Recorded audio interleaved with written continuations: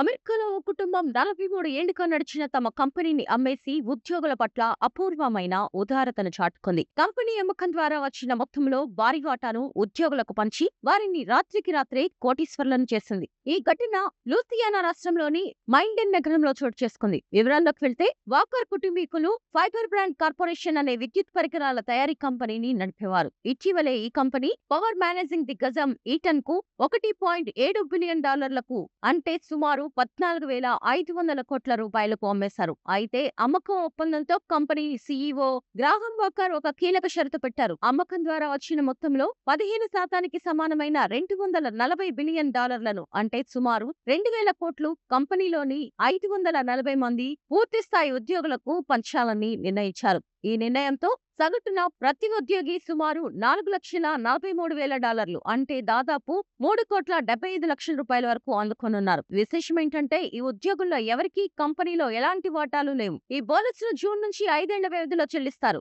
ఉద్యోగులు కంపెనీలో కొనసాగితేనే పూర్తి మొత్తం అందుతుంది. అయితే 65 ఏళ్లు పైబడిన వారికి ఈ నిబంధన నుంచి మినహాయింపు ఇచ్చారు. 1982లో ప్రారంభమైన ఈ కంపెనీ అనేక ఒడిదుడుకులు ఎదుర్కొంది. 1998లో ఫ్యాక్టరీ దగ్ధమవడం, .com సంక్షోభం వంటి కష్టకాలంలోనూ యాజమాన్యం అండగా నిలవడంతో ఉద్యోగులు ఎంతో విధేయత చూపారు. ఇటీవల ఏఐ క్లౌడ్ డిమాండ్ పెరగడంతో కంపెనీ అమ్మకాలు 400% పెరిగాయి. ఈ నేపథ్యంలో కష్టసుఖాల్లో తోడుగా నిలిచిన ఉద్యోగులకు బహుమతి ఇవ్వాలని వాకర్ కుటుంబం నిర్ణయించింది. బోనస్ విషయం తెలియగానే ఉద్యోగులు ఆశ్చర్యం, ఆనందంతో ఉప్పొంగిపోయారు. కొందరు ఆనంద బాష్పాలు రాచగా ఇక్కడ రహస్య కెమెరాలు ఏమైనా ఉన్నాయా అని ఓ ఉద్యోగి నమ్మలేనట్టు అడిగారు. ఈ డబ్బుతో కొందరు తమ ఇంటి అప్పులు తీర్చుకోగా మరికొందరు వ్యాపారాలు ప్రారంభించేందుకు రెడీ అవుతున్నారు. డిసెంబర్ 31న సీఈఓ పదవి నుంచి వైదొలిగిన గ్రాహం వాకర్ తన ఉద్యోగుల పట్ల చూపిన ఈ ఔదార్యం ఇప్పుడు ప్రపంచవ్యాప్తంగా ప్రశంసలు అందుకుంటోంది.